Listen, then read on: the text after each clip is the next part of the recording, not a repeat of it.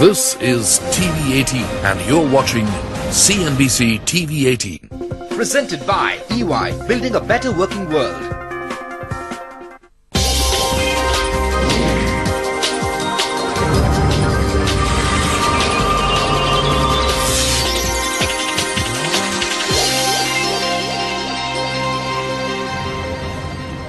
Good evening and welcome to this special edition of Eye on India. I'm Shireen Bhana. At the last count, the government has collected as much as 42,000 crore rupees in the first filing under the Goods and Services Tax. This number is expected to increase as more returns are filed in the next 2 days. The last date of filing for returns is now the 25th of August, but the process has not been seamless. There have been complaints from traders who have found that the GST network portal is difficult to navigate, so much so that Traders Association has written to the Finance Minister asking for a technical audit. The preparedness of the portal is likely to be a question before the GST Council when it next meets on the 9th of September. Is the system ready to deal with almost 200 crore invoices a month going forward? Joining us today to discuss all of that and do a status check of the GST implementation, K Panda, member IT of the Central Board of Excise and Customs, and K Sinha, Commissioner GST CBEC. Also with us here in the studio, Harishankar Subramanian, partner and national indirect tax leader at EY India. Gentlemen, appreciate you joining us. Mr. Panda, let me start by asking you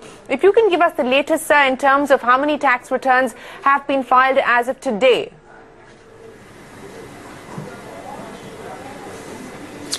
Yeah, this GSTN 3B already more than 18 lakhs returns have been filed, and more than 26 lakhs have been saved. So it is the response is quite good, encouraging, and moreover we are asking all the assessees that instead of waiting for the last day, they must keep on filing.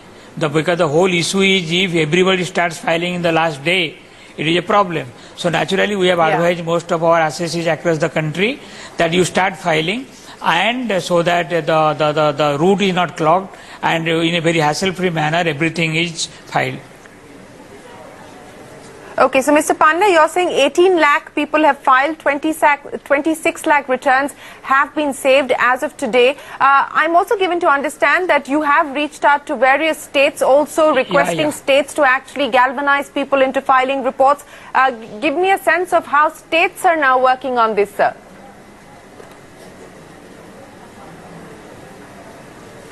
How the states are working, I may not be exactly able to say.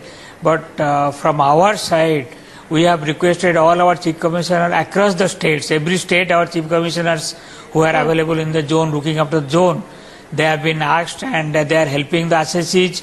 And in some places, we have through our help center, we have been educating the assessees how to file the return also, and the response is quite good.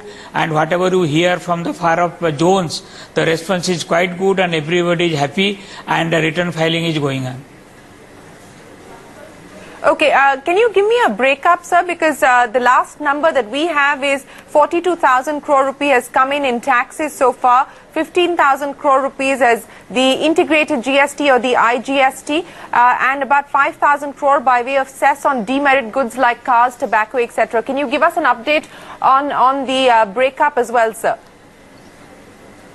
No, I don't have the exact update of the whatever duty has been collected, because I am only keeping track of smooth filing of the returns and how assessees are in a hassle-free manner can file the return, and how the IT mechanism of the government works smoothly. So is there an audit that is going to be conducted, sir, which has been the demand that's been put forward by many trade associations? Many taxpayers still say that they're facing technical issues while they're uploading their returns. What is it that you're hearing, and what can we expect now in terms of improvement?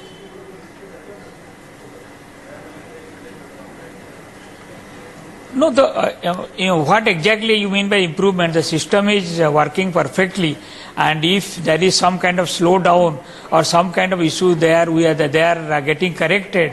Only thing is one should bear with this, and if there is some procedural issues, one should bear with this, because such a robust system, you should try to appreciate and understand the kind of system which has been placed in place is unique in the world.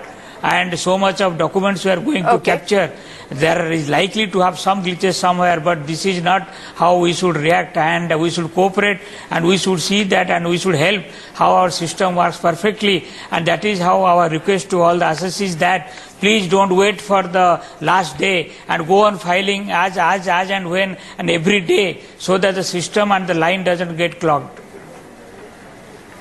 No, we appreciate the complexity of the system, sir, and our effort has always been to try and support, the government's efforts on this front. But let me go across to Mr. Sinha. Mr. Sinha, we were given to understand that the ordinance that the government is hoping to push through to try and increase the cess on cars, that would have been taken up by the cabinet today, but it wasn't, I'm given to understand, because of the lack of time. So, where do things stand when it comes to the hike in cess, sir?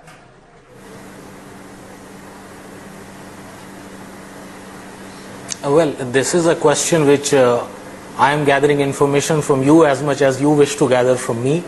All I would say is that as of now, a headroom was taken as an approval from the council, wherein the headroom which is now available is 25%, but that was council's recommendation, and thereafter it is privilege of the cabinet to act on that. So it will not be proper at this point in time to comment on what is the likely usage of this headroom and when will this be used.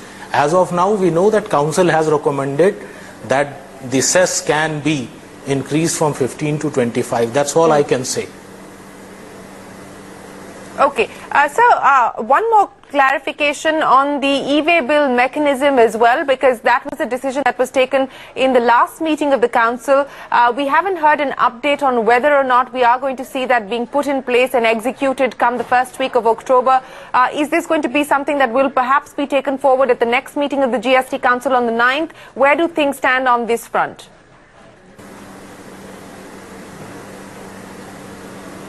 On e-way bill, the draft rules were placed before the council, and the administrative approvals have already been considered, and we are hopeful that the NIC and GSTN jointly are doing this project, and we will be on time from 1st of October. Perhaps e-way bill will be in place, and it has to be appreciated that a common e-way bill across the country will facilitate in a big way, because individual states have their own individual e-way bills which trade and transporters find difficult to use. And also, as of now, before GST also, there was no single document which you could carry across the country as a valid document, using which different taxation authorities could verify should they need it. So it's a facilitation measure, and I am hopeful that from 1st of October it will be in place. So 1st of October, you're still hopeful that it will be in place. Let me then ask you, sir, about the possibility of further rate revisions. Now, the finance minister did say that several representations have been made with respect to several sectors, and if the fitment committee finds it necessary to make changes, those changes will be brought forward to the notice of the GST Council. In your assessment now that we're, almost a month and a half into the implementation of the GST, do you feel that there are certain categories where anomalies need to be corrected?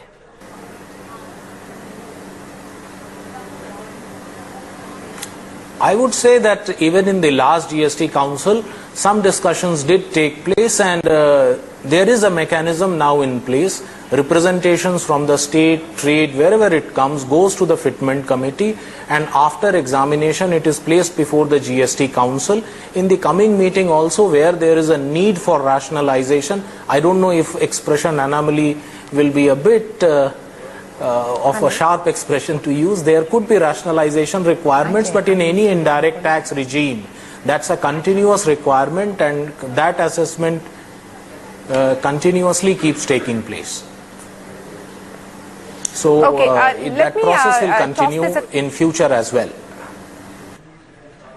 Okay, so you're saying that that process will continue, and maybe we will see some further revisions when the GST Council meets on the 9th. But before I toss it across to Hari, he's got several questions for both of you. What has been the assessment on the ground? Because there are concerns about loss of revenues to states on the back of the GST implementation. Given the experience that you've seen so far, what is the situation on the compensation number, sir?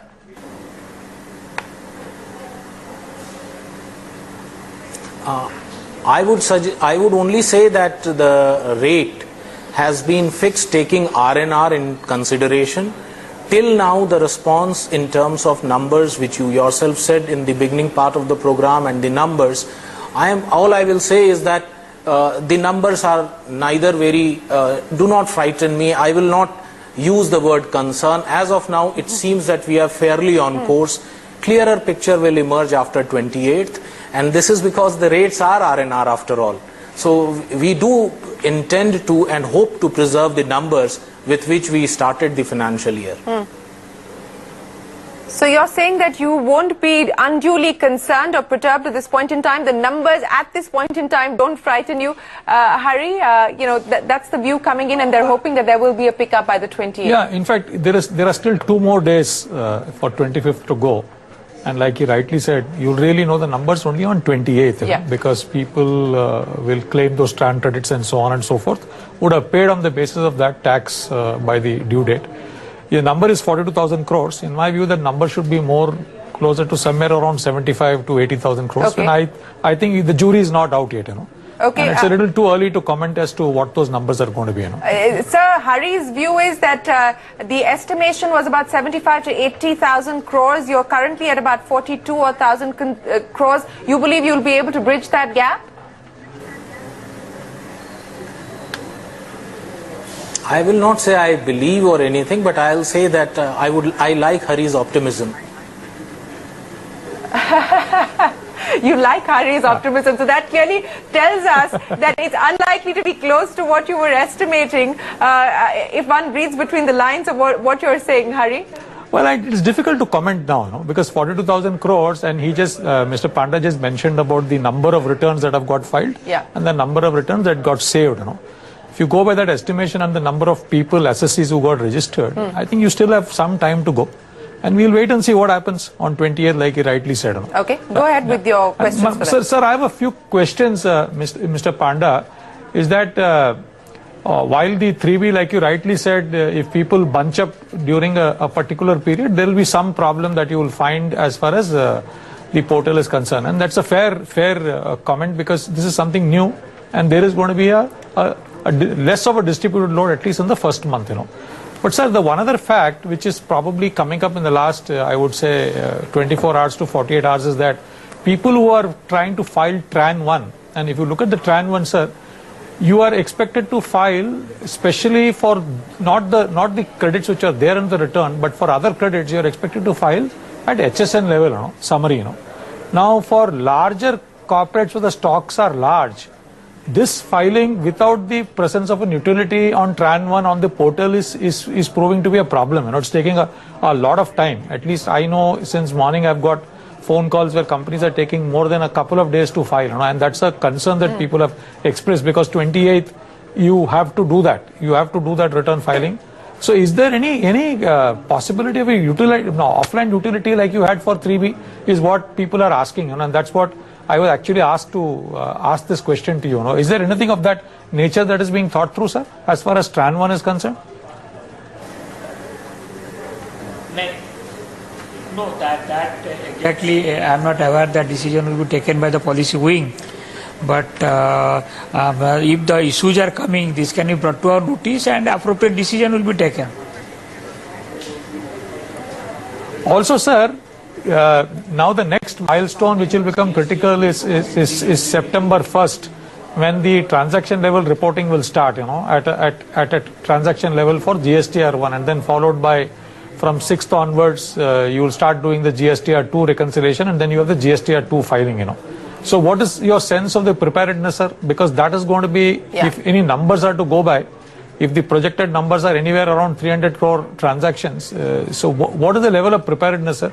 Because that's another concern that the industry has, 1st September, that will kick in, Yeah, so Mr. Panda and Mr. Sinha, if you can both answer that. And Mr. Panda, let's start with you, sir. No.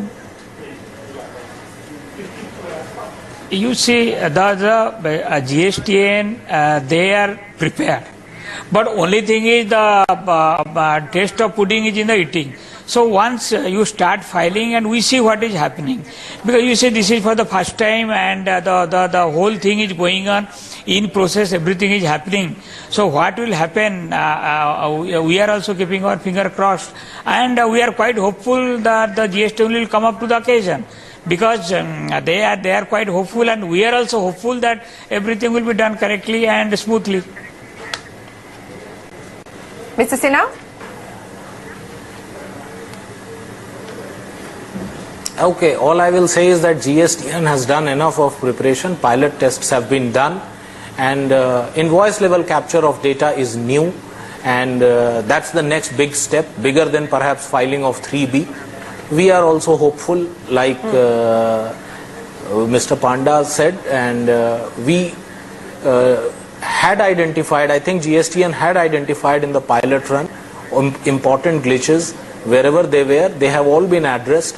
So now from first onwards, when the filing becomes live, we'll get to know as to how it plays out. As of now, we are hopeful that there will not be any major problem in the process. Okay. Mr. Sinha, a quick question to you, sir, before we take a break. I'm given to understand that the pricing authority that is going to be set up to look at profiteering, that we could perhaps see the appointments of that committee being announced shortly. Has a decision been taken, sir? By when will the committee itself be operationalized?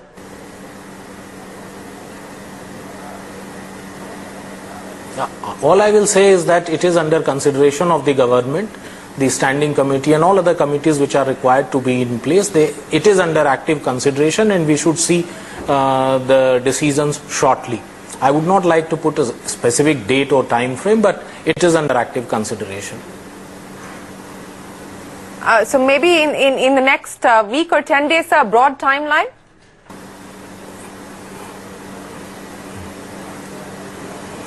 Difficult for me to say. These are appointment level decisions. How can I be commenting? I will not know exactly, because it is for the people who have to decide. They have to decide. Okay. All I will say is that necessary groundwork has been done, so it is under active consideration.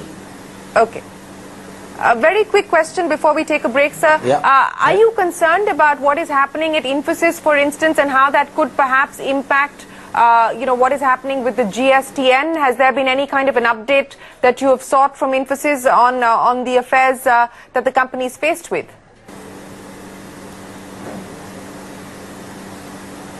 I don't think it's really a question I can answer. I look after the policy elements of the GST, but it is my awareness. I'll not even say that specific information, that GSTN has taken appropriate steps which are required to ensure that the entire project runs smoothly, and Infosys team also is working quite firmly with the team which is working with GSTN. We haven't heard of any serious problem or anything like that. It's more in the realm of, I'll say, speculation. No, you haven't heard of any serious problems. Well, hang on there, gentlemen. It is time for us to take a break, but when we return, Amit Patwardhan of HSBC joins us on Eye on India.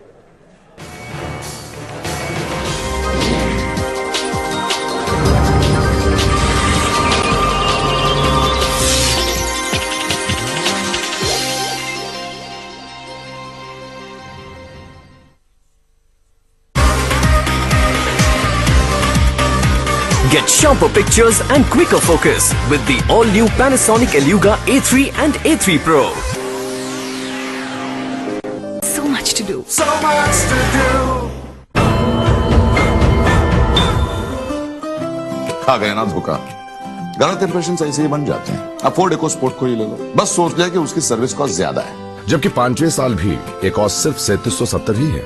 कहीं सुनी पर मत जाओ, खुद देखो, परखो, फिर decide करो। Ford, कुछ अलग सी फैमिली वाली feeling.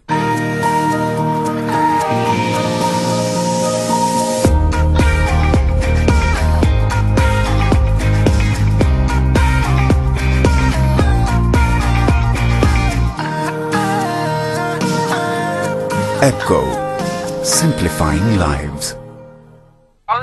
What's his name? Pushpinder. Wait a minute. Let Pushpinder go. Happy birthday, Pushpinder. Who told you my name is Pushpinder? Well, if you're always pushing your bike, that's what people will call you. Keep your ECG right. ECG? ECG's engine, clutch and gear and Servo 40 oil is the ECG specialist. It keeps your bike in great shape and your reputation too. From Indian Oil. The clock is ticking and we have reached the most crucial hour of the trading session. Hello and welcome to Closing Bell. I'm Sonia Shenoy. Everything could change in an instant. You could argue that it's buy on dips, you could argue that it's sell on rally. A smart trader would say it's both. Tune in to find out what could make or break your trades. It's been a very good comeback for the markets. This is a market which should rally more, maybe go to all-time highs. As our experts analyze the market from every angle to give you the inside story. Arvind remains a short sell even in this market. Several individual stocks are breaking out. So Bata is a buy and Aurobindo Pharma is a buy. Keep taking each day as an independent day and trade accordingly. NSE Closing Bell at these times on CNBC TV 18. Closing Bell brought to you by Fine Cure Pharmaceuticals and Motilal Oswal.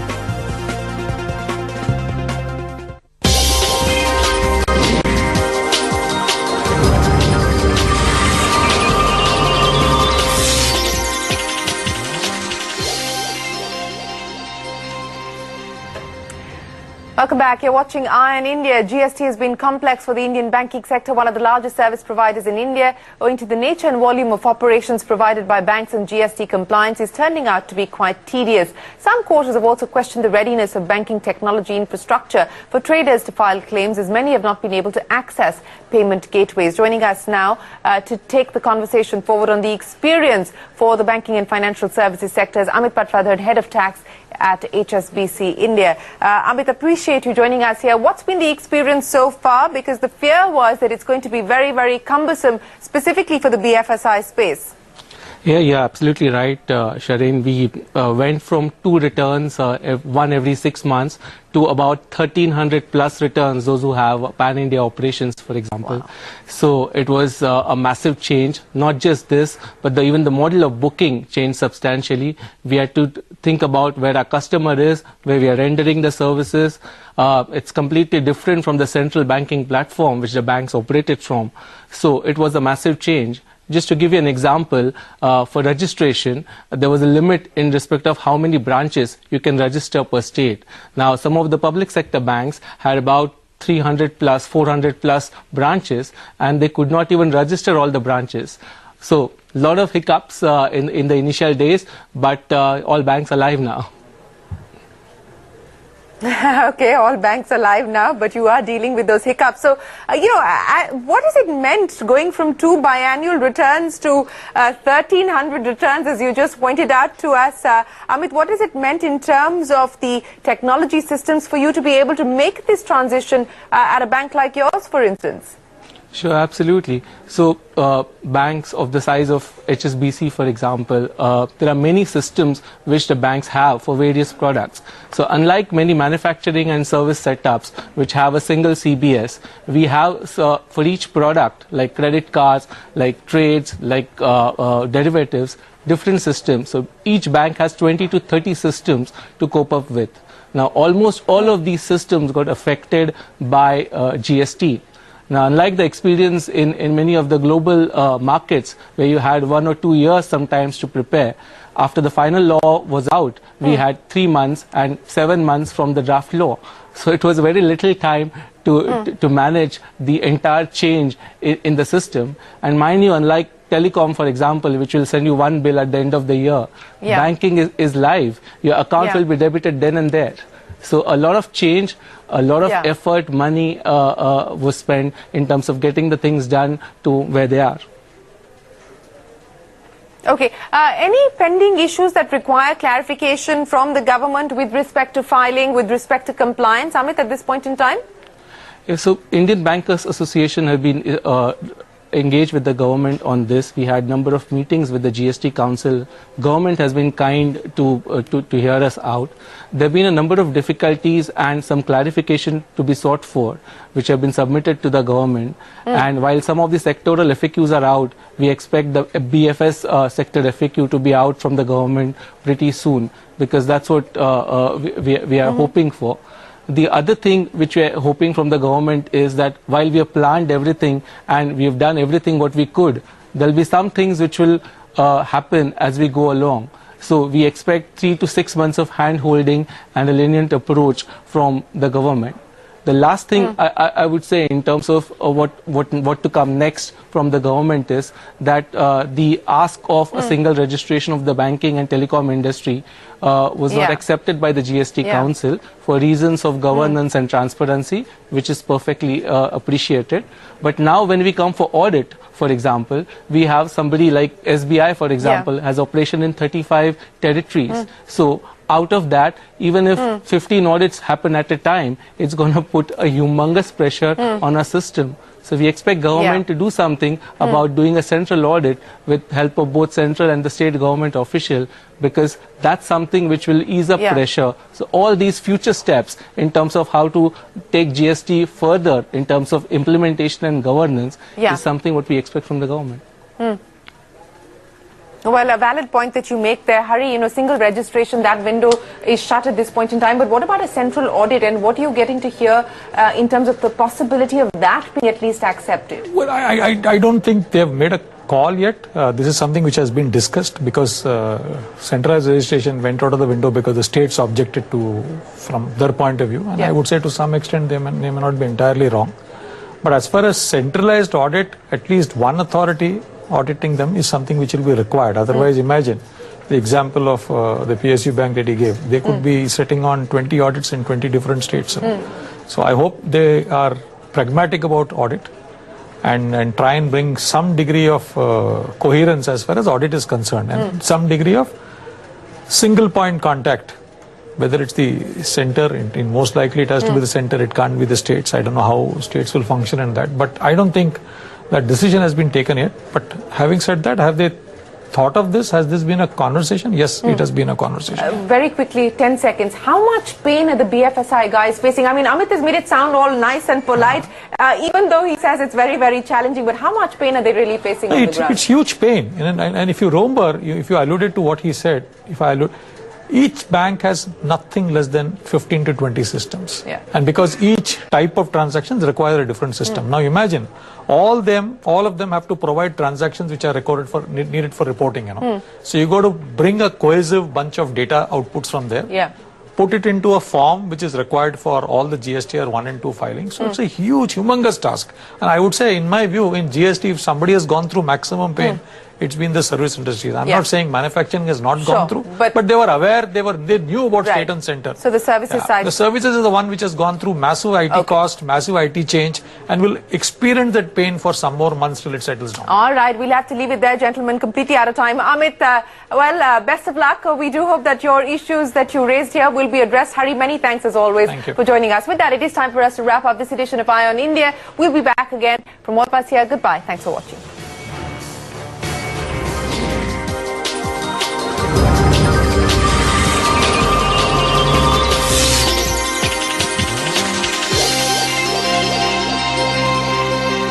Presented by EY, building a better working world.